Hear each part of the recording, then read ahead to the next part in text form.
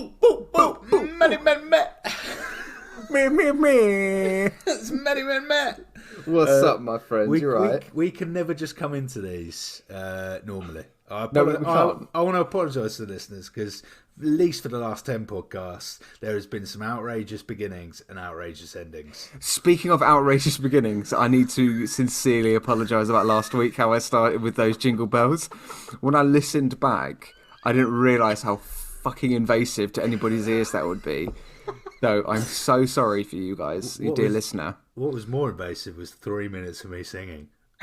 That was, oh, it's beautiful. What are you talking about? Crazy. But also it ended incredibly funny. You not knowing the words to Wham. I completely forgot. Holy crap balls! That was completely forgot. Was it Wham? Yeah, it was. Yeah, it was Wham. But the very next day, you gave it away. That's the line, isn't it? I mean, that's the line I forgot. I don't know. Unbelievable. You forgot that. Yeah. Speaking of unbelievable. Oh, here we go. Let me just get my helmet on and get my segue. Strap in, folks. Oh. God. What's unbelievable is that I suggested this as a Christmas movie.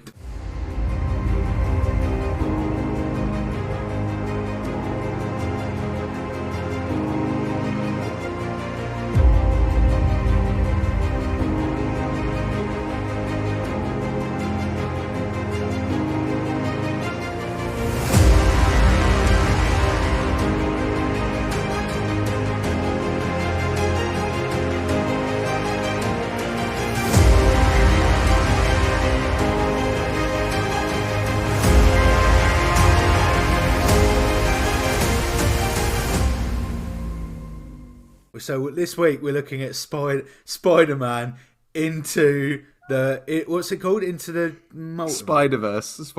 Into the Spider-Verse.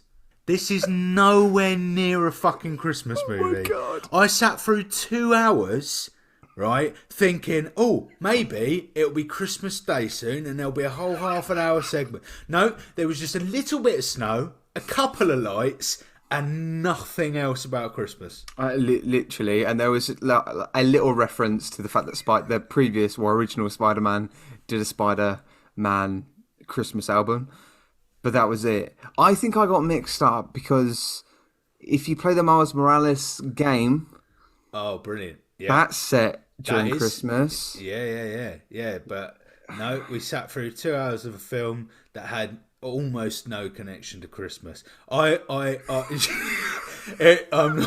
even joking. After about an hour and a half, a little part of me got mildly angry. That I believe you. As if Matt has just put this film in. Out of all of the festive films we could have had, we started with an absolute film that we could have done any other week. Oh my God. What is this? So what I love is all the listeners. Surely some listeners would have been last week going, "What? Hang on, Spider-Verse is about Christmas. What?" They would have gone the loosest connection ever. Yeah, it is. I mean, I basically, all right. I need to explain. I need to defend myself. All right. So I went in thinking it was a Christmas movie. It was just set around the Christmas period. I clearly got mixed up with the game and the film. Okay, but equally, I did actually Google is Spider-Man into the Spider-Verse a Christmas movie, and there's literally a little tweet I think that IGN made that said it could be. You could if you wanted to, but it's not really. What? And another thought of mine, because I think in last week's podcast, or it might have been outside of the podcast, you said something like, "Oh yeah, it's quite like Die Hard in the sense that set around Christmas," and I was like, "This isn't even on Die Hard level. This is not. This is this is equivalent of a Batman film, and after an hour, I run past the camera with some mistletoe." That's that is the equivalent. I mean, I'm so I'm not. Do you know what? I'm not going to apologise. Do you know what? I'm not going to apologise because this It's essential viewing. It is essential viewing. It is quality. Shall we? How about I read the synopsis and let's see how festive the Okay. synopsis might. Go on. Right. I will. Here we. I tell you what. We need to, maybe in order to make it a little bit more festive, maybe you should, as an underscore, as you usually do to the music, to your summaries, make it festive music. A little bit of festive. Bit of festive music, festive bells that. underneath. When you do, that'll make it more festive. Yeah, let's do that. Yeah, absolutely. I like it. Here we go. Bitten by a radioactive spider in the subway, Brooklyn teenager Miles Morales suddenly develops mysterious powers that transform him into the one and only Spider-Man. When he meets Peter Parker, he soon realises that there are many others who share his special high-flying talents. Miles must now use his newfound skills to battle the evil Kingpin, a hulking madman who can open portals to other universes and pull different versions of Spider-Man into our Christmas festive world. Wow. No, I'm joking. It definitely didn't say Christmas or festive. You arse. I thought that was in there. I was like, oh my God. No, yeah. It was a very good synopsis. I'm sure in the edit that's going to sound way more festive. Oh, honestly. I'm going to add, like, you're going to hear Santa's sleigh. Yeah, it's going to be incredibly festive. Okay, well, fine. It's not really a Christmas movie. It's very not even remotely connected to be a Christmas movie, but it is a superhero movie. And we needed to do this at some point, and we've done it. And I'm happy. Do you know what? And I'll be quite honest. Yeah. It was, I think, probably either the third or fourth time I've watched it, and I watched it earlier, and I really enjoyed it. I did. Yeah, absolutely. You've never seen it before, have you? Never seen it before. Right. Okay. You got to tell me this is good. I like it when this happens. Thoroughly enjoyed myself. I thought there was a period. So I'm going to go straight into my gripe because it's my only gripe. Because I did thoroughly enjoy the film. Yeah. I think the moment for me, and it's controversial because I know it's quite pivotal to the story, is that I liked when they introduced Fat Spider-Man. Yep. I like it. Normal Spider-Man. We had Miles Morales, but there was the scene where we bring in the pig Spider-Man. We bring in, and for me, I thought that felt more like a gimmick. And actually, I kind of got it towards the end of the film because then they do become a part of it as such. But actually, for me, it became too bloated at that point. Yeah, I feel like if you could have ignored that and made the whole film out of fat Spider-Man and Miles Morales, and maybe they come across other Spider-Mans like briefly, then I feel for me that would have been like pivotal viewing. Whereas at the moment, it just felt a little bit kind of bloated, because then the attention kind of gets lost off of Miles, and that's kind of not the point. Yeah, do you know what? It's good that you're saying this because I kind of echo the same thoughts. It's really weird. It feels like it's, as much as it is an origin movie for Miles Morales, you don't really get much time with Miles Morales alone.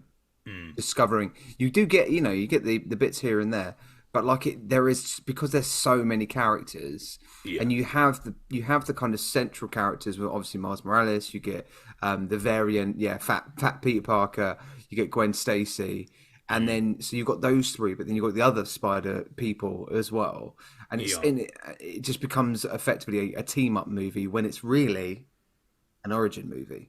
When it should be an origin movie.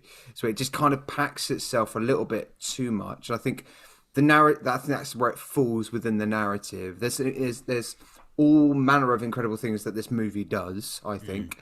But I think in terms of like the story, it kind of gets dislodged because you kind of go, okay, this is Miles Morales. This is Miles Morales' story. Let's find out how Miles Morales becomes Spider-Man. I'm putting all my attention on Miles Morales, and then it becomes these kind of separate plots about different Peter Parkers and stuff. Which, I think that's to the detriment of the film. Okay. as one example, one of my favourite, and I know we're getting straight into cast, but Miles's dad. Miles's dad called? Because I can't find him on Rotten Tomatoes. Jefferson. Oh, it's Jefferson. Why? Oh, okay, Jefferson Davis, but he doesn't share Morales's as a son. Pretty sure. Yeah, it must be right. But why?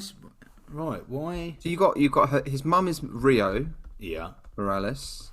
That's a really good point. So why? Yeah. Why has Miles? Why has he not got the same surname? It's not his stepdad. Jefferson Davis is a Jefferson Davis. Yeah. He's the father, the husband of Rio. Why is he called Dave? That is. So yeah, Jeff. That's it. Jeff. But why is he? There's got to be a specific reason for that. Because. I don't know. Wow. But he was absolutely incredible. Yeah, like the actor. So it's Brian Henry was amazing. I thought that was an incredible character. And for me, I would rather they put a lot more focus on that relationship. Mm-hmm. Bearing in mind it's the first time you're coming across this Miles Morales. Yeah, I would have liked a lot more of him, and certainly Rio. Rio's not in it barely at all. No, do you know? Okay, so dear listener, you know what this podcast is about. We are not complete, gurus on comic book history. So, what I know of Miles Morales is this movie and the game that I've played. Okay, so in the game, you get kind of an introduction into Miles Morales in the first Spider-Man game, with Peter Parker when you're playing as Peter Parker, and Rio Morales is a politician, I think. So she runs for office, I think, within Brooklyn, and Jefferson Davis is a cop. Okay, much as like in the movie, but in the game, Jefferson Davis gets killed and becomes the important loss that Spider-Man must always have. So that's the effect of the Uncle Ben loss in the game. And that drives Miles Morales into his origin story. So that all happens before he becomes Spider-Man, right?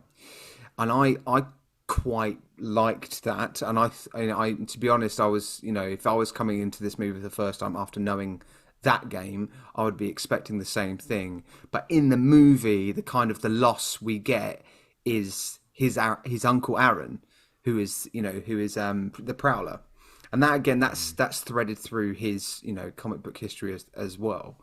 But that's his unique loss. But I think if you lose your father, then it becomes way more of a weighted kind of thing. But coming back to what your point is, the fact that actor gave such a great performance.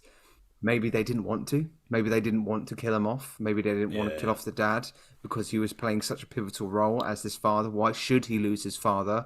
And having this Uncle Ben, Uncle Aaron loss kind of threads through, through the terminology and chronology, the chronological kind of view of Spider-Man. Yeah. No, that makes sense. And yeah, I think it become. Yeah, I think they kind of. For me, this film just does a bit too much within its 2 hours. I'd rather have a shorter film and have a proper introduction. Maybe the Into the Spider-Verse could have come in a second film, because we know we are getting a second film next year. It's called Across. Is it Across the Spider-Verse? I think so. Yeah, I think that's right. Yeah. And so we are getting a second film. So actually. It is amazing. I think straight with the comedy, I think it is hilarious in places. Very good comedy.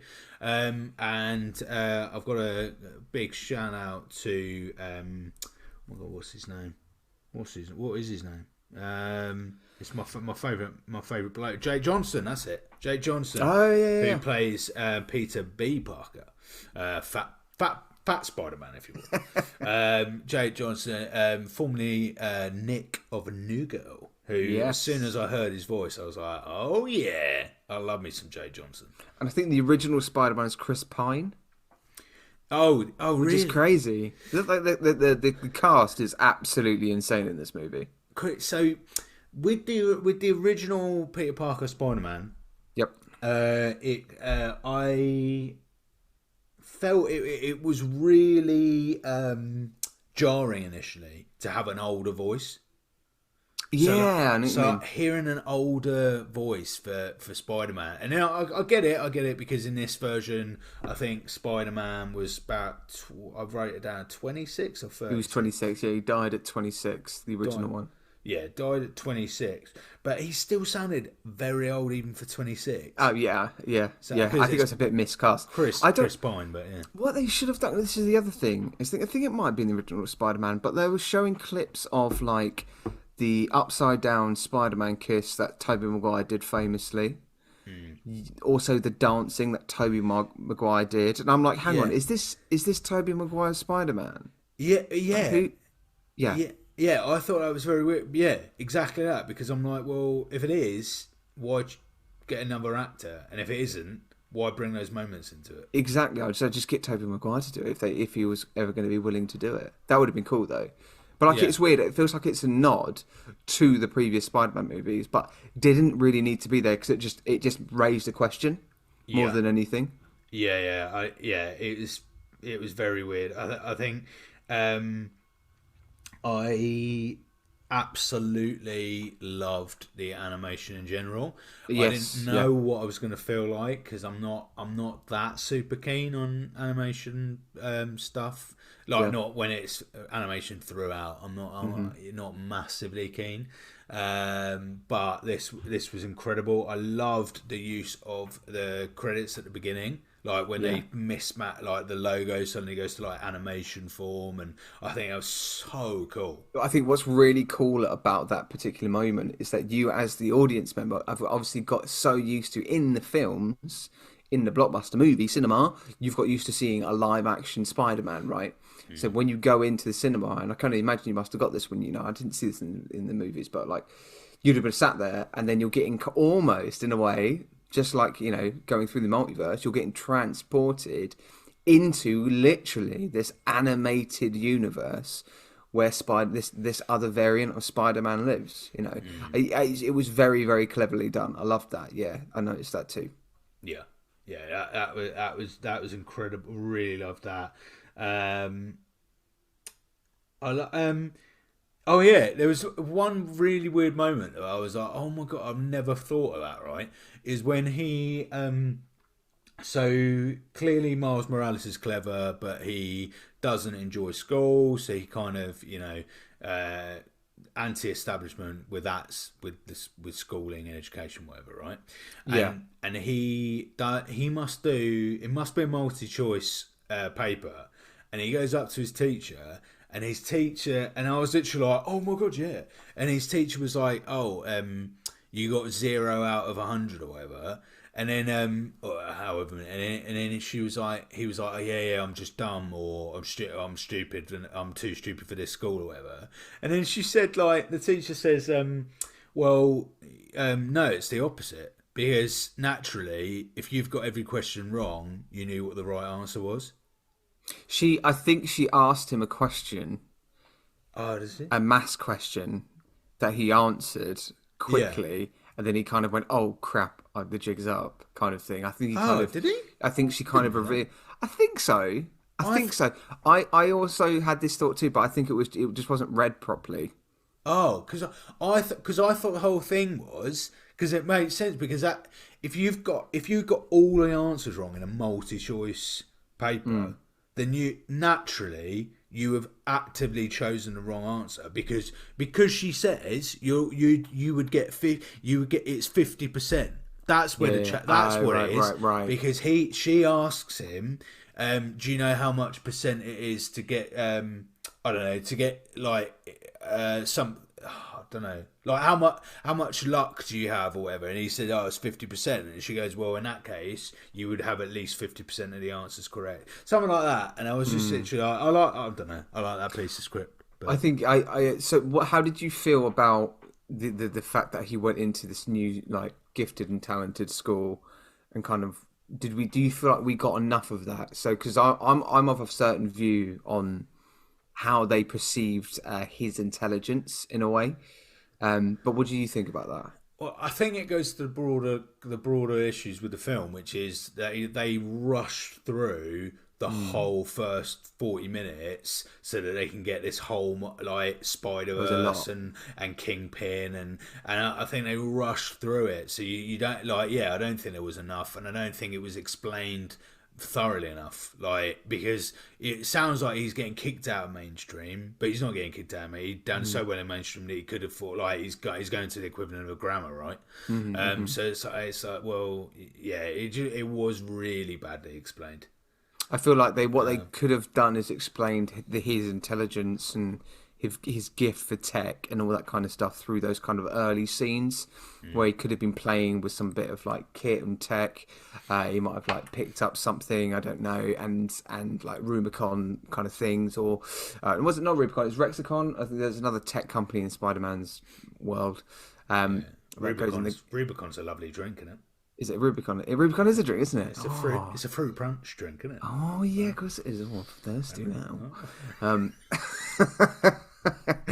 But whatever, a thing. He was making something. We saw that. But when we were obviously in the school, we then met Gwen Stacy, who was voiced by none other than Haley Steinfeld. What are your thoughts on Gwen? Is it bad that I was attracted to an animation? Not at all. I Not at all. was so attracted to this Gwen man, and I was like, no, this is wrong. Like, talking about being attracted to like animation? I remember watching. God, what is that? Who Framed Roger Rabbit? Yeah. So is it called? What's their name? Is it Miss Bunny? Is it not Yes, yeah, the red-haired one, red-haired one? Jessica Rabbit. You know what? Jessica Rabbit, that's the one. Yeah, like that was when that film came out, and I was watching. I was like, what? What is this? Is she real? Like I remember being very attracted to Jessica Rabbit as a kid. But anyway, going back to kind of Gwen, very good, very good part. I thought who plays Gwen in this one? Haley Steinfeld. Haley Steinfeld. As in Arrow. New Arrow. Oh. Yeah. And there's lots of calls for her to play a live action version of Gwen Stacy going into I don't know, a Sony or a standalone version. There's also obviously Emma Stone's very much tipped to do a standalone Gwen Stacy movie as well. Well, I doubt very much we'll get that, but like, I really loved the inclusion of Gwen Stacy. The fact that she did come from a different universe. I would have liked to have seen a little bit more, but it did make me want to see this standalone Gwen Stacy movie. I think we need to get one at some point. But yeah, go on. Yeah, it would be good. It'd be good to get one. It's got to be done right though. Dangerous territory that I think, but. How so? What do you think? How so? Well, every time I don't know. Every time there's like Birds of Prey, right? Harley Quinn. You get a female character, get a really strong female character, an amazing one. You create a solo film for them, absolute dog shite. Because what it feels like happens is that top bosses go, oh yeah, well, this will be all right for girls who want to see proper leading lady women. Oh, we'll put a tiny budget on this, some half-assed decisions for the creative team, and then they just create a crap film. And I'm like, hang on a minute, this could have been excellent. You had a great actress, great character, and then you've just gone and made I'm sure it isn't on the cheap, and I'm sure it might even be the same worth of money, but just the way it's done and way it's handled and marketed and So this is I'd like for it to be done, but it's got to be done properly. So you would prefer it to be done within the MCU? Oh, 100% within the MCU, and the same. You know, if you've got a particular set of writers who deal with Peter Parker and Spider Man, they should be dealing with that. Not getting, because you would hope that there are females within that creative team, within that writing team, that you can then go, right, well, because this is a female led film, we want to get a female creative team. That's fine, but that creative team need to have a presence within the other film. It just feels so disjointed otherwise, and it just feels half baked, half assed, and it's like, well, no, it needs to come from the overall cinema. I think Sony own the rights to Gwen Stacy. So I think I don't know if this is the thing. I don't know if Disney can ever get their hands on the name of Gwen Stacy going forward. I mean, I would love to see Gwen Stacy be introduced within these next kind of movies that Tom Holland are kind of signed up to 2026, whatever those ones are, Spider-Man 4 and beyond. I'd like to see a continuation, or maybe also, of course, Miles Morales, but Gwen Stacy including as well. But how would you... But strip away that, I'm genuinely interested in this. If for whatever reason, Disney managed to acquire the rights for Gwen Stacy, the name of Gwen Stacy, the character, how would you introduce her into the MCU? Gwen.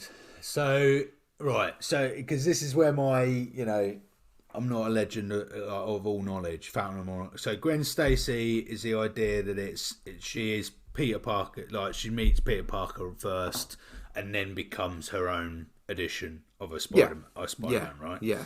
So with that. We haven't. No, because we haven't had a Gwen. We don't have a Gwen in Tom Holland, do we? We have a Mary Jane. Mary Jane, yeah, we've got MJ, yeah. So we haven't got Gwen. So in that, I think it would be that it would be the fall from No Way Home, where we have Gwen from another universe will shoot in, but. Will come, but it would be good to have her out the same way they brought in Spider-Man, which wasn't through a Spider-Man film. Yeah, it would be good to have her in a completely different film, right. To initially rock up. So maybe she rocks up in the next Doctor Strange or something. So it's all to do with the multiverse is changing. And then I'd like to see her come into a completely different person's film. As they kind of we introduce her and then she dives and then we'll dive into either her own film or the next Spider-Man or Miles Morales. I wonder whether we're gonna get. I'm pretty sure we'll get an introduction to Miles Morales at some point in the MCU, and I'm pretty sure that's going to be the handover effectively from Tom Holland. Is that not the same issue as Sony though? Is Sony not still owning Miles Morales, which is the whole reason why these films are coming out under Sony, right? I don't know. Possibly, to be honest. Possibly, most likely, to be fair. But I don't know. I'd like them to do it in tandem. If taking the whole rights thing away, for me, if they were to introduce Miles Morales at some point, at that same point, I would also for them to introduce Gwen. And whether they go off into their own separate timelines and separate movies, whatever, that's fine. But I think there's potential with having these multiple Spider people that are kind of both having origin stories at the same time, and you're both growing with these characters at the same point as well as you kind of go along. Sorry, Matt. I've just got a visitor at the door. Hello. Oh, hello. Hello. Santa. I'm trying to do this as inconspicuously as possible. Sorry. That's not. You've very much been announced. Literally knocked on the door twice and opened the door very slowly. That is, if that's not code word for hello, I'm here. Carry on your point anyway, Matt. But yeah, no, that's how I'd pitch it. That's how I'd pitch it. But going back to Miles Morales though, who would you cast as Miles Morales? I've got somebody in my brain that I know I'd like to cast as Miles Morales in a live action movie. So Miles Morales, I would probably cast as Oh, he's got to be he's got to be young though. And Yeah. I'm not sure I know. I think for me, there's only one person who can play Miles Morales. One person. Who's the one person? So it's Caleb who plays Lucas in Stranger Things. Right.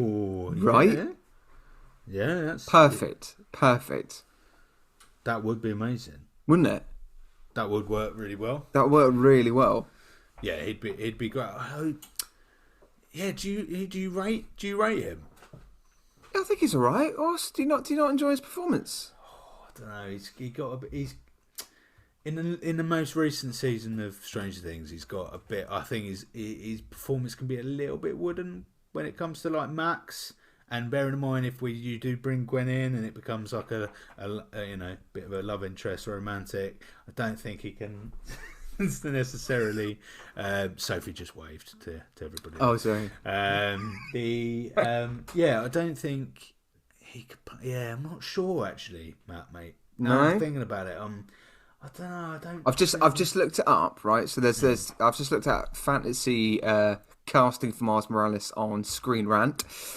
We've got Justice Smith, who was in the Detective Pikachu movie. Have you seen that? Nope.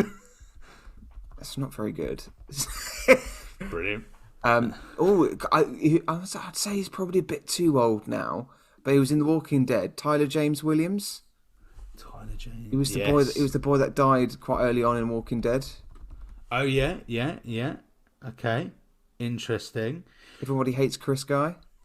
That's him. Tyler James.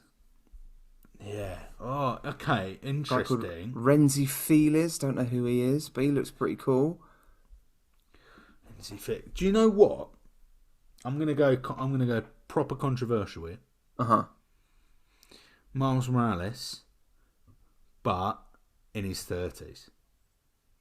Well, then I'd say that he is going to be the right person. Well, Aaron James Smith. I would say Nathan Stewart Jarrett, and Nathan played. I think it was Curtis in Misfits.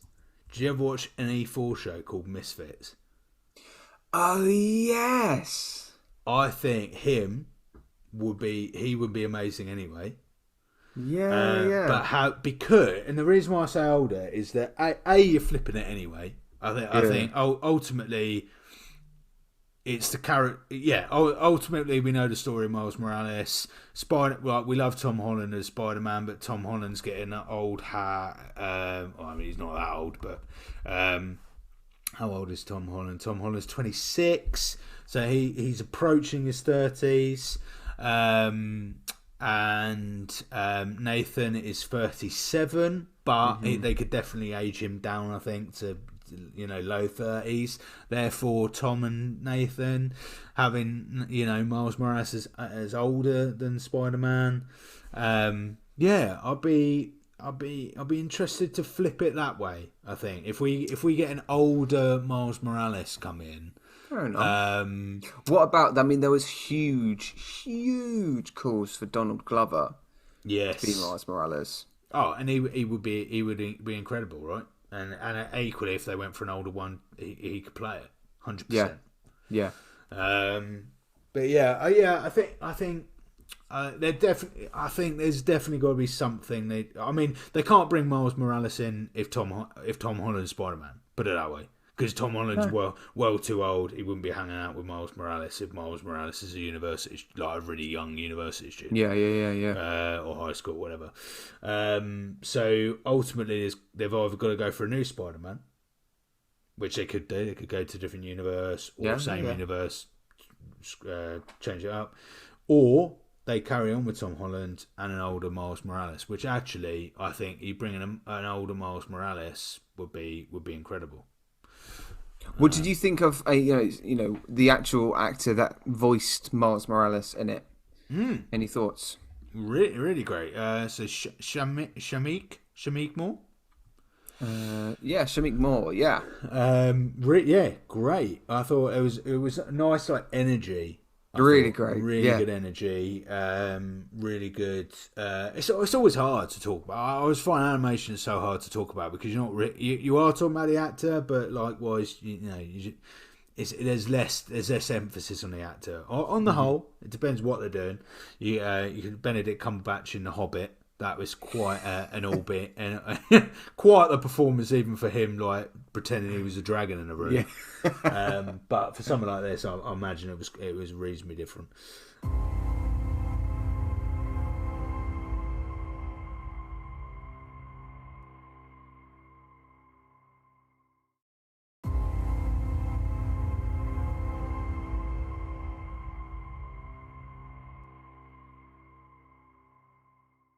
To be honest, I think the cast in general for this was incredible. I don't. Oh, think, mate! I mean, the cast was absolutely insane. You got John Mulaney playing the Spider Pig, Spider Ham. You've Yeah. got Zoe Kravitz, who was Mary Jane Watson. You've got Chris Pine. Catherine Han Yep. as Dr. Rock, who, by the way, that was incredible. Love that. Big Also, fan. Nicolas Flipping Cage as Spider Noir. Nicolas Cage was Spider-Man.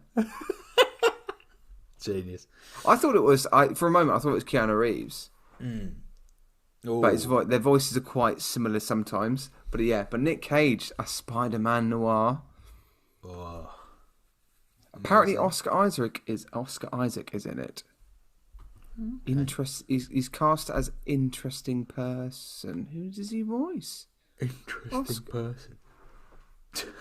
Who the heck is that? Stan Lee, obviously, in it. Oh, Stan Lee. Beautiful moment. What a performance there from Stan Lee. Beautiful moment. He was in the costume store buying. Mars was purchasing a Spider-Man outfit. Yeah. Had a wonderful little bit of line delivery, didn't he? He did. I put in capital letters Stan Lee in the shop. I was very excited. So I thought that was amazing. I thought the comic book strips that they used were fantastic. So like sound effects in a comic book strip, and then like that was brilliant. I thought that was And it only sort of kicked in, didn't it? And at the point when he got bit. Yeah. I thought that was quite clever. So yeah, it gets bit and then straight into like comic book galore, kind of all that stuff. Best bit of comedy by far was like I think they go to like a rally, don't they? I'm trying to think, why did they go to the rally? Oh, once Spider-Man's dead, right? Spider-Man dies, and they go to the rally, and the speaker at the rally is like pumping them all up, and they're going because they've all got different Spider-Man masks on. Yeah. And then Miles Morales just goes, "Oh yeah, they're counting on me." And then the guy next to him goes, "Probably not you specifically. I think it's a metaphor." Yeah. I was proper pissed. Like the way the guy just goes, I don't think he's talking about you specifically, but it was just well good. I thought there was such good comedy in this. Like, I know Miles Morales is, it's a very cool character, right? So I thought there might be a little bit, but there's the consistent comedy throughout, and I thought they did a great job. One of my favourite lines was from none other than John Mulaney, who I think is just a comedic genius. I watched Big Mouth, massive fan of Big Mouth, and he's brilliant in that, and his stand-up is absolutely fantastic as well. And the bits where you got the whole spider people that are kind of hiding in that classic corner, trying not to scare somebody, and there's that school student as they kind of swizz around the the chair, and he goes, "You have talking animals in this planet, don't you? Because if you don't have talking animals, I don't want to say hello to him because I'm just going to freak him out." And he just like passes out. It's so good. It's so good. It's genius. Yeah. We don't get a lot of the flatmate though. We don't get a lot of him. No, see, I thought we were going to get. I thought that it was at that point we were going to get the introduction. Yeah. And then we would have him a little more involved doing the tech side, being the, doing exactly what Ned does, Because when Miles goes to sleep after he gets bitten, and we get that whole kind of, we see him in bed, don't we? But it's like splits. Well, it's not split screen. So I thought it was split. It was showing time traveling Right. like time passing, where Miles was in the bed on the left and then sitting in the chair on the right. But it's his flatmate that we're seeing, and he's in bed the whole time. That whole bit was well unclear for me because we'd barely ever met the flatmate. Yeah. And we had no formal introduction, and we were just seeing the top of his head, and I just thought, oh, okay, Miles is like, we're seeing like a time just passing by, and then eventually he'll have the spiders things, and then whereas, oh no, he's just gone to sleep and woke up. That was really unclear. Yeah, it's weird. I think again, I think it's down to the pacing of this movie. You know, so much was crammed into this narrative. So many characters were thrown in to the roles and thrown into the main plot of the narrative. Certain quick moments like that where it needed to be clear just get lost in a really quick shot. Also, other thing, right? I'm sure it can't be a blunder, but I can't work out what's happened. When he meets Spider-Gwen in the school, Yeah. he's arrived to the school. Now, that happens before he ever sees Kingpin in the original Spider-Man. Yeah. Yep. How was she there? What? At the school? Yeah. So Gwen has come from another universe. Yeah, well, that's the other thing. She, like, enrolls herself into a school ridiculously quickly, right? So the vetting process of that must be ridiculous. Yeah, but it all happened before he met King. So it all happened before that whole thing was activated anyway. So regardless of how quick the school process was, how was she even there? Oh, are you saying because of that thing with Kingpin opens up the portals? Yeah, when he sees Kingpin for the first time, that's the very first time the portal opens, which brings Fat Peter into the frame. It brings... Yeah, I think that's the only one it brings. So how the fuck has Gwen got there? Hang on, mate. I don't think we've ever discussed plot holes in a movie. But to me... That's a big... Because she was going back... Because then later in the film, when she fully introduces herself, she's like, oh yeah, and that's when I came in and then we met in... And then it shows that same scene again with her meeting Miles. I'm like, well, hang on a minute. Miles hasn't even... That scene hasn't happened. So how are you there? Gwen gets thrown back in time when she enters Miles' dimension. Same time, probably what happens. So basically, I'm just looking at Reddit. Yeah. To see if I can find anything. Is a plot hole with Gwen or not? Have other people said it's a plot hole? Other people, so there is a Reddit comment about, alright, is there a plot hole with Gwen or not? I am confused. It's fairly long, but I'm going to read it. It might not have anything to do with what we're talking about, but here we go. Okay. In Spider-Verse, supposedly, Gwen was not the only... by the way, this was... I need to credit, don't I? Who the heck wrote this? Oh, yeah. Posted by Doctor _3. Yeah, Big Penis number 3. In Spider-Verse, supposedly... Big Fat Cock number 49. Gwen was not only sent to Miles' dimension, but also a week back in time. This means that Miles meets Gwen before the Collider incident, which is what you're talking about. However, as we will learn later on, Gwen tells us that her spidey sense made her go to Miles' school because of Miles. Thing is, Miles was not even bitten yet at that point, so why would it tell her to go there? There's all kinds of grammar errors in here, but it's fine. It's all good. I don't mind. Not only that, but if you pause at the frame where the Collider releases a burst of energy into the city, you can see 5 spider people flying out of the Collider, with one of them needing to be Gwen. So this is showing that Gwen physically arriving in New York at a high velocity, much like Peter B. Parker did. But how can this be possible if Gwen is already there? Interesting. That's okay. Yeah. That kind of answers that, doesn't it? Yeah, because I can't remember in the film she says, "Oh, I came back a week before." Even if she did, that feels like bollock. That just feels like some of the writers shoehorned massively in. Forrest. Yeah. You've just unlocked a plot hole, my friend. First plot hole found on the podcast. Well, by the way, mate, this is our 30th upload. Oh, 30th episode. it's only taken me 30 fucking podcasts to actually watch a film properly. Yes. Oh, beautiful. Maybe that's what we've been granted. We've been granted the plot hole gods have come forth to our pod to grant us a lovely little juicy plot hole that we have found. Podcast 30, and we do a lovely Christmas film. That is. You're angry. You are so angry about this, aren't you? I'm so looking forward to my Christmas films. Oh, and apart from a couple of flakes of snow. Honestly, I look.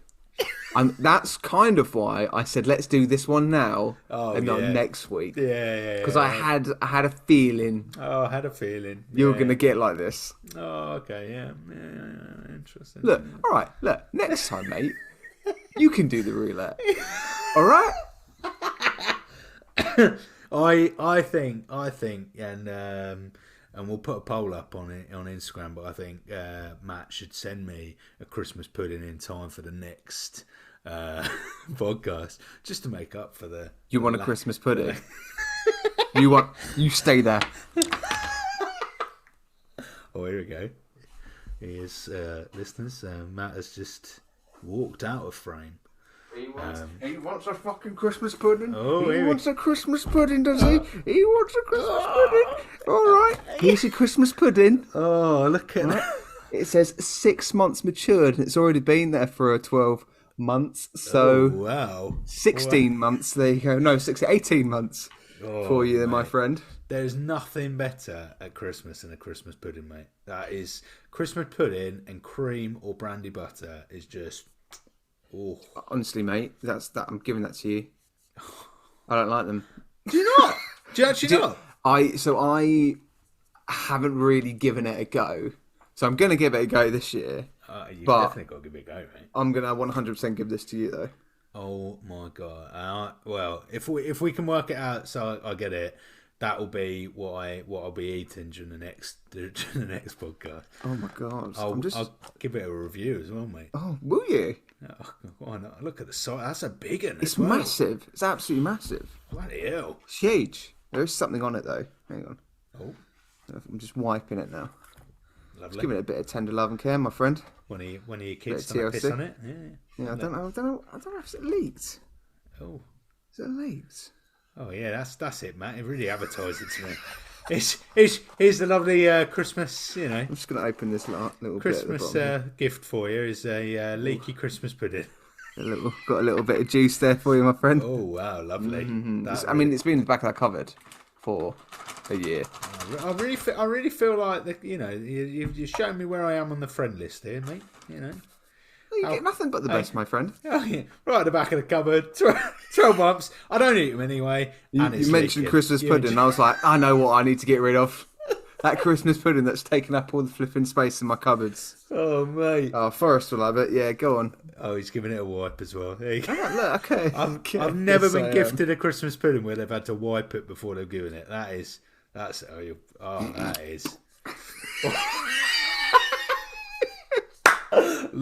please make this a reel. That being put on Instagram, that will make our followers go up by about 200, mate. That's pudding hub. Forget Pudding porn hub. Pudding hub. Oh yeah. Oh, here we go. Oh yeah. It's just Squeaky clean. giving it some of that. Wow. Anyway, that turned into delight. Oh my god. So yeah, what else about the film? So we looked at cast, we looked at a plot hole. Looked at a plot hole. Who's favourite character? What's your favourite character in the whole thing? Oh, do you know what we haven't mentioned is Dr. Octavius. Yes. Oh yeah, I've only mentioned it. Yes, it is the Catherine Hain. Yeah, I thought she was great as if we're going to side characters, B characters, a lovely little thing that we like to do in this little podcast is highlight the secondary characters in the movie because they never get the props they deserve because they're the people that are driving your narratives forward, my people. My dear listener, they're driving the narratives. Forget about the protagonists and everybody else, the antagonists.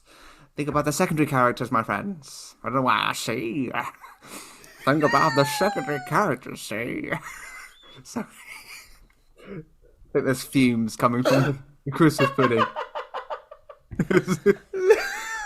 Love The matured Christmas pudding has unlocked me into sort of a, noir, see, kind of guy. Anyway, I thought she was great. As a secondary villain, brilliant. Yeah. Absolutely, and I love her introduction in the laboratory, where she kind of fools fat Spider-Man. That was very entertaining. Yeah, it's funny. I like. Oh yeah, we haven't talked. Miles Morales can go invisible. That's new.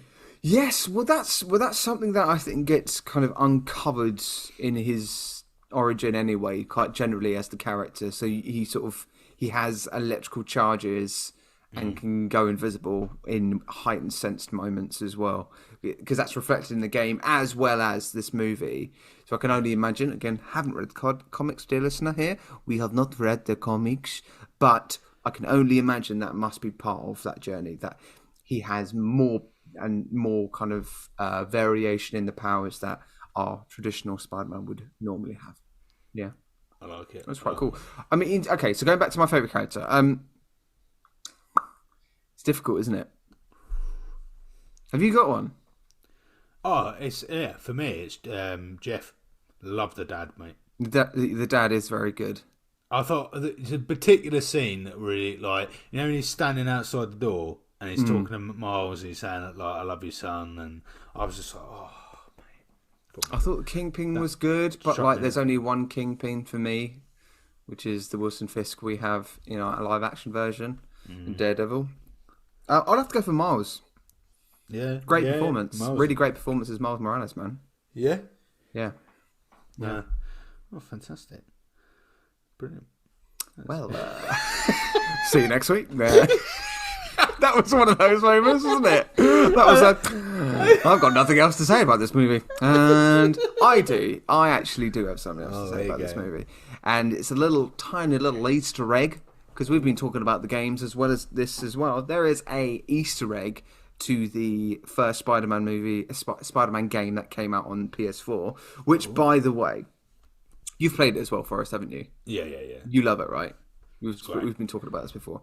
I think for me, this time last year, I started playing it for the first time, and it literally took over my Christmas. I'm not even joking. I started it, completed it by the middle of January. I ended up getting the DLCs, and throughout this whole year, I've been playing through the DLCs. And it's only happens a few times, right? Where you get certain games, and I'm interested to see if you get other. Dear listener, you're one of these people as well, where you are so invested in a game, so much so to the point you're like, this game deserves to be 100% complete because of the hours that I've put in, and that's what I've done with it. It's that good. I've just had that with the God of War from 2018. Oh, really? Finally finished it this morning, and I was putting a lot of dedication into that, because what a game. And preparing for Ragnarok as well. Exactly, and that's the thing as well. That's why I did it as well, because I was obviously aware of the Miles Morales game, and I was like, okay, right, next Christmas, because I know it's a Christmas game, not a Christmas movie. Yeah. This isn't a Christmas movie, fine. Right? Yeah. But I was like, I'm going to play Miles Morales next year. But what actually happens, and coming back to this kind of Easter egg that I found, when all of the spider people go, and actually this was a cool moment, going to Aunt May's house, and Aunt May being an absolute badass, kicking down the door and going, come to the back garden, check this out. And you kind of get Spider-Man's like Batman layer, effectively, which I think is pretty cool. That was a cool moment. But when you see all of those spider suits, you've obviously got a huge selection that also is wearable in that Spider-Man game. But you've got the game's version of the Spider-Man suit, the original version, the white kind of Spider-Man that runs down. That's in the far left corner in the shot. And I spotted it immediately. I was like, oh, that's cool. But that's in there. So it kind of acknowledges it in a way, which is cool. And this also made me appreciate this film. You can get a skin for in Spider-Man game, or it might be Miles Morales'. I can't remember which one it is. Where it might be both. You can get the Spider-Verse outfit, and it turns into animation. Yes. Yeah, it does. Absolutely insane. That's so good. So cool. But yeah, like massive. And the Spider-Man 2 game is going to bring in Venom. Yeah, it is. I mean, it's good. I know we don't cover games on this podcast. My friends go to Lights Camera Rant. My friend Lee does that, right? So let's give him a shout out. He'll talk about games, but we have to give props to that game and the writers as well, and particularly in those games, the storylines are incredible in these new Spider-Man games, and I think it's something that's kind of very much of service to the fans, but it's very much coming from the fact that these stories that the MCU have been giving for countless years now 20 plus years now, have kind of threaded through this kind of golden age effectively through gaming, through movies obviously, but particularly gaming. You're getting these immersive stories that are different as well. Really different. It's great. It's really, I can't wait for the second one to come out. I'm definitely going to be getting that one. But okay, so have you got any other favourite moments in the movie? Like the animation. What do you think about, in terms of the Prowler and kind of the Prowler being introduced? And there was one, I liked it. I liked the storyline of the Prowler being revealed as the uncle. I liked that thing. But there was one gripe I had, and it was the music. It's really invasive. It was cool for a moment, but it kept going every single time he was in shot, and it just got to a point I was like, it's too loud. No. It's just a bit too much. Though I think kind of like from a compositional kind of standpoint, it just wasn't really needed that much to introduce him. But Prowler was awesome. Absolutely, yeah, it was cool though. It was cool. But again, like, there's so many characters in the film that you kind of Scorpion's in it. You completely forget about him. Yeah, completely forgot about Scorpion. Scorpion just turns up. It's part of the. It's like a non-synesthetic. All right, yeah. That's my favourite. That's like a snake, really, isn't it? That was little hand routine there. Well, that's a Scorpion for us, right? That's an actor, folks. That's a drama school trained right there. Or I'm just flexing. Oh, you just feel it. Feel that Scorpion. But embody the Scorpion. At the top of your head to the bottom of your feet, just encompass the Scorpion. What would the Scorpion do? Yes. Too many characters. Too many characters. There were convoluted plots. There was a plot hole. But visually, it was incredible. And because of that, it is currently the only Spider-Man movie with an Oscar, because it won the Academy Award for Best Animation when it came out. Mad. Great. And deserved, 100%. I've got to mention before we finish, at the very end, the end credit scene with the meme pointing. They're doing a meme. They did a Spider-Man meme.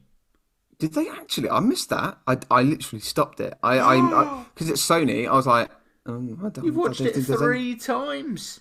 I haven't seen that bit. I'm going to have to watch that now. There's a mid-credit scene as well. Shall I do it live? Shall I do a live watching? There's an end credit scene where, one of the Spider-Man, I think Spider-Man goes and gets into the universe of the meme of all the Spider-Man pointing at each other. What? Yeah. What? I'm about to watch it in about 3 seconds. Let's have a live viewing. Oh, here dear we go. Listener. Okay. Well, no, in 6 seconds because I've got a Christmas ad for Snapfish. And more Christmas in those 10 seconds than I got in 2 hours. But yeah. Okay. Okay. All right. Here we go. All right. Where is it? This is going to be fun to listen to. I'm just trying to fast forward it. Oh, is it just that? What? Yeah. It's quite. There's a Stan Lee quote. No. Oh, yeah, that's the mid credit. You got the mid credit, then you got the end credit. Oh God. It's the end credit you want, mate. Oh my God. And Post-credit scene. Here we there go. you go. Meanwhile, in Nueva, New York. Here we go. Whoa. Oh. Wait, what's this? Yeah, Is this leading into the second one? I don't. No. This is just a comedy. We put the meme in it. Is that Screwball? I don't know who Screwball is, mate. But It's a gizmo. It's not a goober. It's a gizmo. oh, fantastic! It might be Screwball. Oh, this is Spider-Man 99, isn't it? 2099. Yeah. Listeners, he is currently concentrating very much. Oh on this my video. God. Oh, here we go. We've got a reaction. Earth Night. Oh. I can't believe you've seen this. This is amazing. How many times have you seen this film? 3 times, and you've never seen this post-credit scene. They go back to Earth 67. Yeah.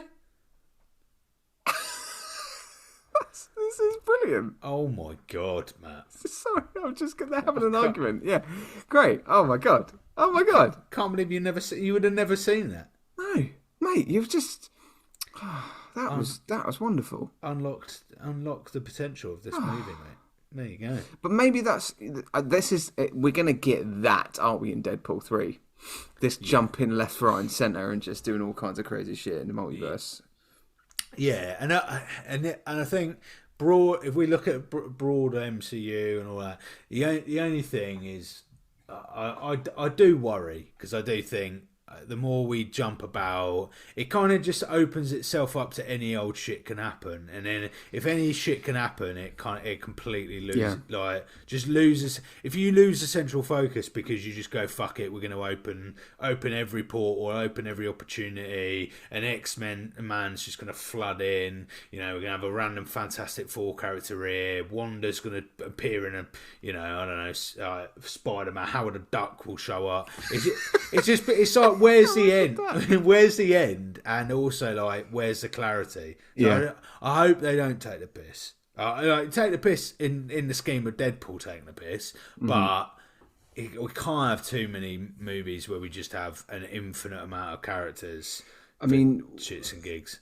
We'll get to talk about this more in depth in our kind of 2022 review, effectively, in the MCU, and our review of the year as well in the podcast, in terms of us going through the phases. Because remember, we're still at phase 3 technically in the Don't Be Hero podcast here. We're still at phase 3. We've paused after Black Panther. We've got Infinity War coming in the new year, which we cannot wait.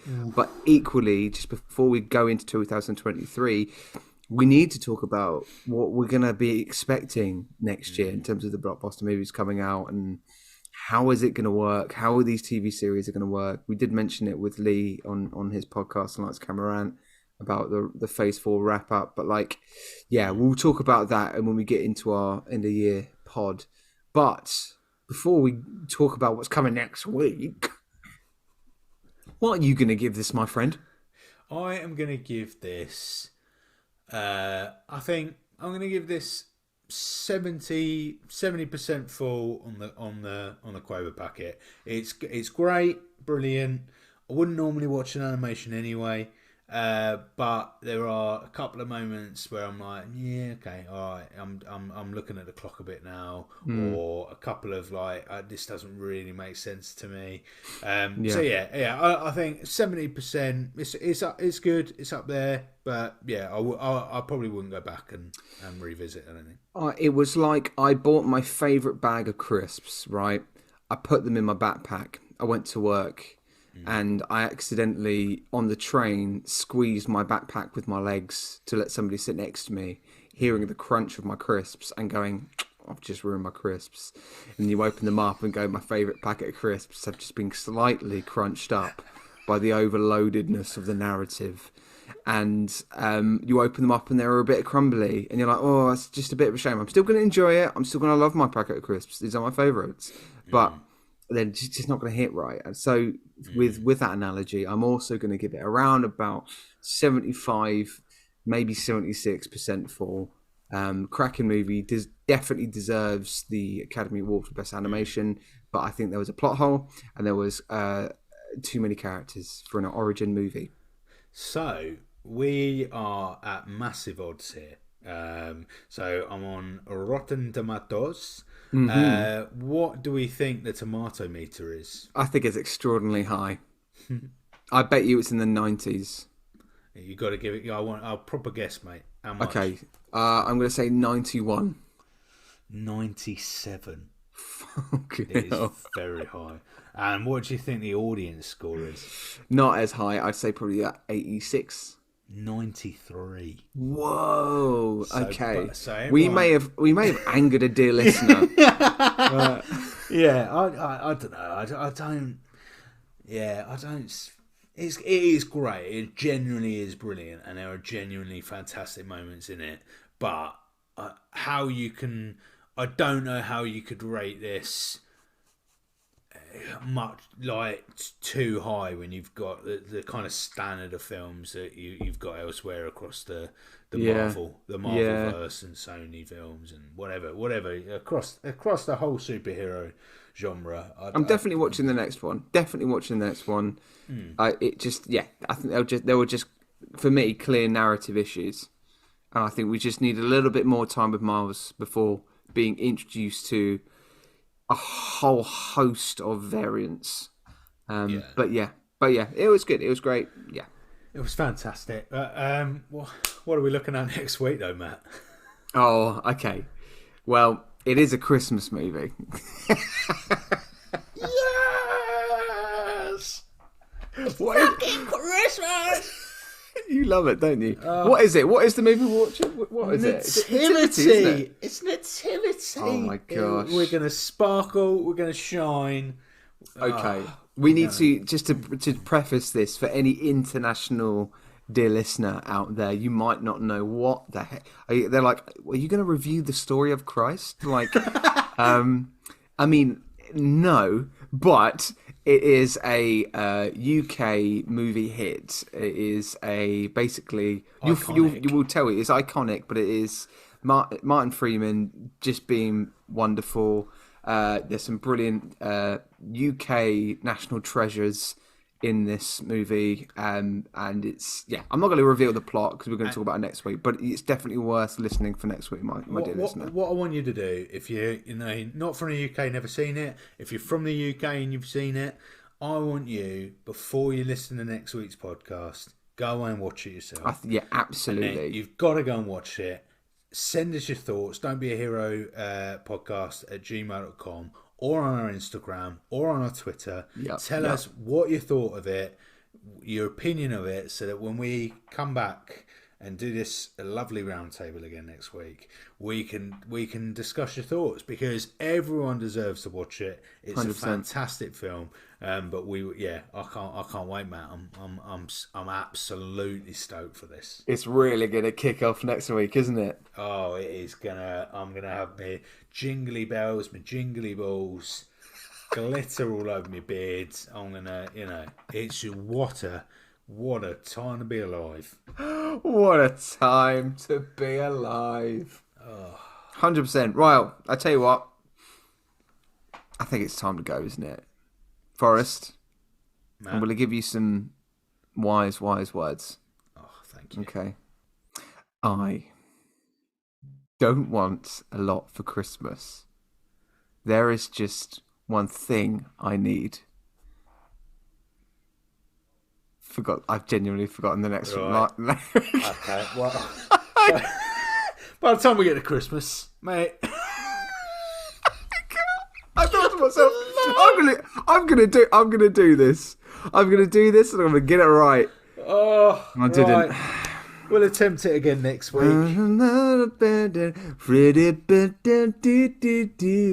I don't need no lyrics, no, 'cause I know the tune. Oh yeah.